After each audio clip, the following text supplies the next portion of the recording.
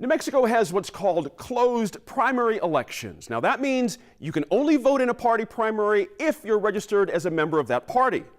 Increasingly, that system leaves hundreds of thousands of voters who do not register as Republicans or Democrats without a voice. Is opening those primaries to all voters the right move? That depends on who you ask. Here's NMAF producer Matt Grubbs with Think New Mexico's Fred Nathan and Democratic State Representative Brian Egolf. Fred Nathan, Brian Egolf, thanks for coming in. Fred, let's start with you. What caught your eye about our system of primaries right now, and what would you like to see change? So in New Mexico, we have a closed primary system, which means essentially unaffiliated voters and independents are not allowed to vote in the primaries, even though they're now approaching about 20% of the electorate. Their taxes help to pay for these elections, and it just seems like it's a common sense reform to allow independents to vote in primaries. We're always talking about ways in which we can improve voter turnout, and this is, I think, an obvious good way to do that, which I think would lead to some better candidates getting elected, frankly. Brian, you say that you're not entirely convinced that this is the way to go right now. The system, as we have it now, seems to work pretty well for you. The issue of open versus closed primaries, I think, is a solution in search of a problem.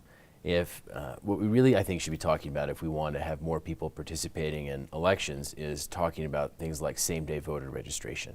It's been something that's tried in lots of other states. It's really done a great job of increasing turnout, makes it easier to vote. And with that approach, we're really going to be getting a twofer in New Mexico. We'd be making it easier for people who have missed that 28-day window to register. They'd be able to come in and vote. If you are a DTS, which stands for Declined to State, yeah, basically an unaffiliated voter, then you could arrive at your polling place and select a party, change your voter registration, and cast a ballot in a primary. Then you could go back and change right back to DTS if you wish. That, I think, is a better solution to the problem of low voter turnout. We also, I think it's important to keep in mind that if people want to register to vote and want to take a principled stand that I'm not affiliated, I'm not a member of either party or the Green Party, any party, then it's, I don't really think, appropriate for them to be participating in the process that allows that one party to choose the person that's going to be representing the party in the fall. Fred, I can see the wheels turning here. My guess is that you might say that the parties in narrowing that are, to some extent, limiting their recruitment efforts to people who haven't chosen a party yet or who will never choose a party. That's right. I actually think it's in the party's best interest to include independents in their primaries. The majority of states allow independents to vote in their primaries. And if you look back at voter registration numbers, we look back to 1984, and back then the Democratic Party was 62% of registered voters. Here in New Mexico? Here in New Mexico. Today it's 48%. Republicans were 32%. Today it's also 32%. They're the minority party. And from both of their standpoints, it would be in their interest to invite these voters back in. I think they're losing market share, and if you look at who the independents are, they're overwhelmingly young people who, in effect, were disenfranchising. And I guess I would just, respond to Brian's point and say, I don't think people should have to pledge allegiance to a particular party to get the right to vote. We really ought to encourage all of our citizens to vote in every election, particularly if they're paying for it.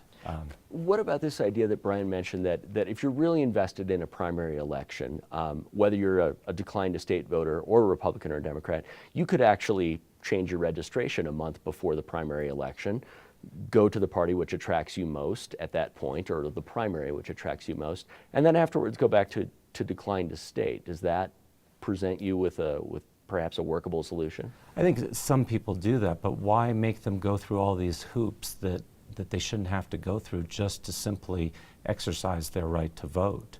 Brian, if we look at same-day voter registration, which you had talked about, essentially I'm a DTS right now. If I wanted to vote in the Democratic Party primary, I could go in that day and do, okay, I'm a Democrat today.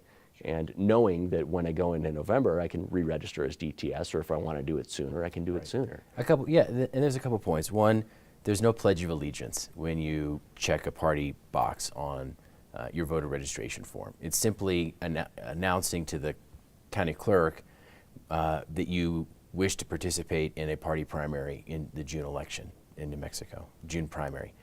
Second, no one is ever denied the right to vote. The June primaries, no one is elected in June. Nominees are chosen.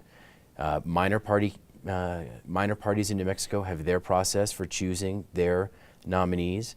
The Green Party, for example, does it through convention. They don't have a process where you go to the polling place.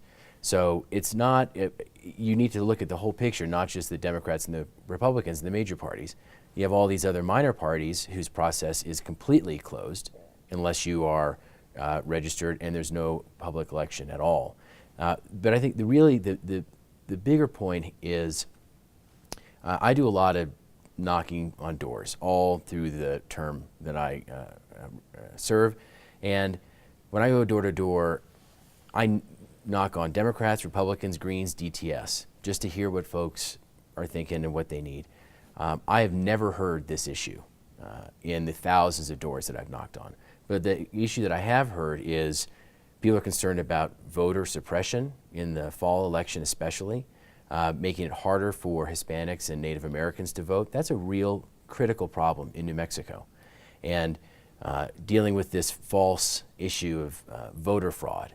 All these things come up, and I think if we're going to talk about election reform and having people with a greater sense of confidence in the elections, we really need to talk about same-day voter registration. We need to talk about ensuring that especially our Hispanic and Native American populations are not facing undue burdens before they cast their ballot in the election that really counts, which is the one in November. In years past, we've had ballots where there haven't been any Republicans running for a particular statewide office. It's just been Democrats. And that race is essentially decided in June during the primary or whenever it's held.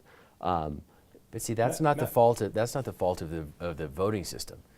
That's the fault of the Republican Party and the Green Party and the But then it's just Natural Democrats Law Party electing and someone everyone for else. statewide office. It eliminates that 32% that Fred was talking about, plus the whatever's left over, 19 or so percent of people who declined to state. It eliminates them from what is de facto a general election. Well, it's not the general election, and in those situations, if Republican voters wished to put up a candidate, they should do so. It's not the fault of the Democratic primary voters that Republicans don't field a candidate in an office. It's not the fault of Democratic primary voters that there isn't someone who chooses to run for a statewide office as an independent. Okay. It's just, this is the process that we have for parties, for the major parties, to select their nominees to appear on the ballot. I want to get Fred's thoughts on this. Well, I think it's a great point. I think in too many elections, the elections are decided in the primaries. In the north, it's the Democrats. On the east side, it's the Republicans. And let's take an election like when Jerome Block Jr. got elected to the Public Regulation Commission. It was a very low turnout primary, and it essentially decided the election. If we had allowed independents to vote in that primary, we likely would have gotten a different candidate elected, and I think that the people would have been better served. And these are New Mexicans. We want to hear from every voter. Every voter ought to have a choice. And really what we're doing is we're excluding about 1 in 5 voters from having their voices heard.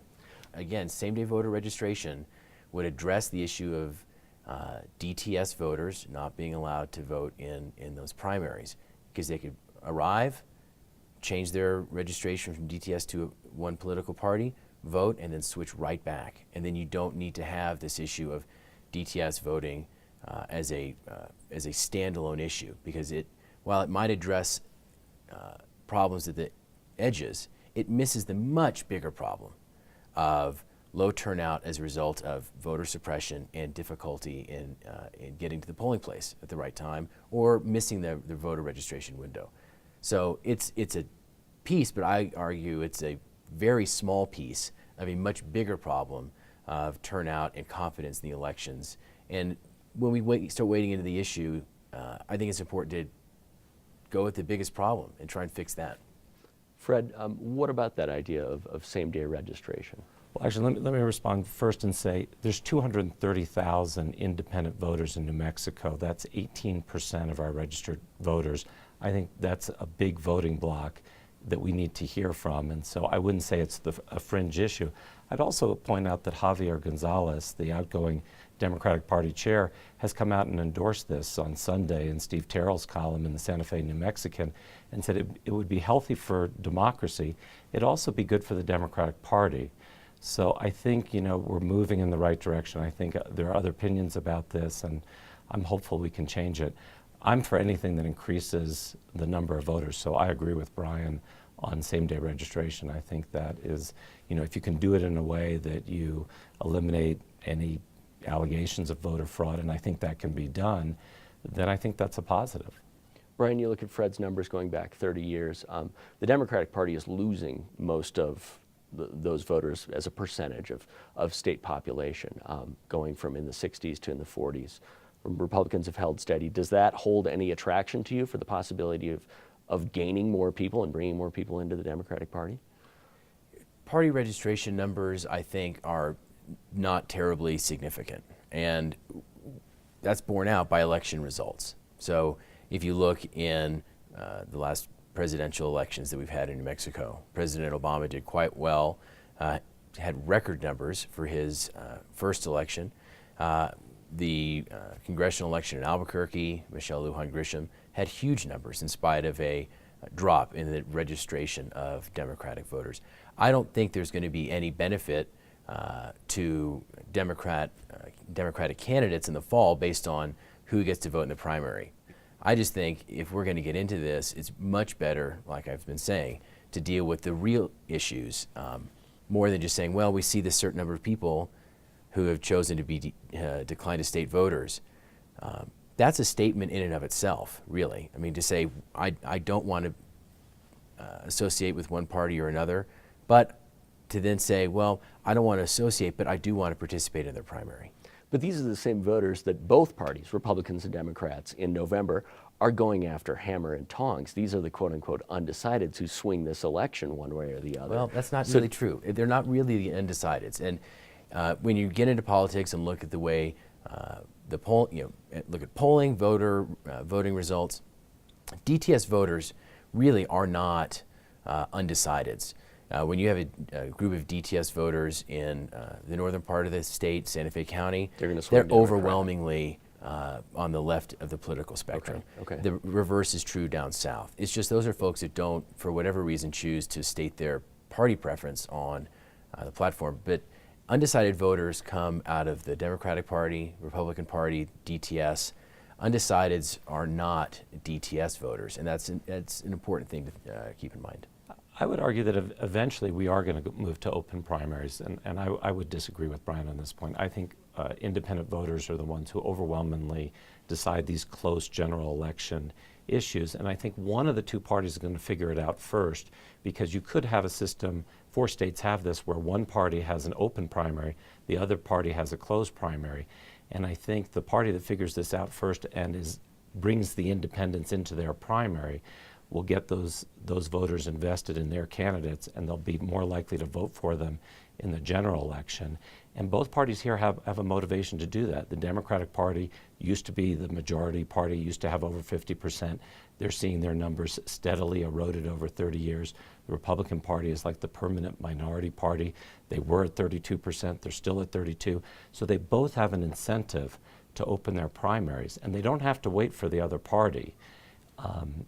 Let me get to that really. We just have a couple minutes left, so let's make this pretty brief. But to you, this seems like a problem or an issue that would be best addressed not by the legislature, but by parties? That's correct. And we actually have a law that says closed primaries, but it's unenforceable because there was a 1986 decision of the United States Supreme Court that said closed primaries violate the freedom of association part of the First Amendment, and therefore that law, as well as the law in Connecticut, which is what the case was about, have been rendered unconstitutional and unenforceable.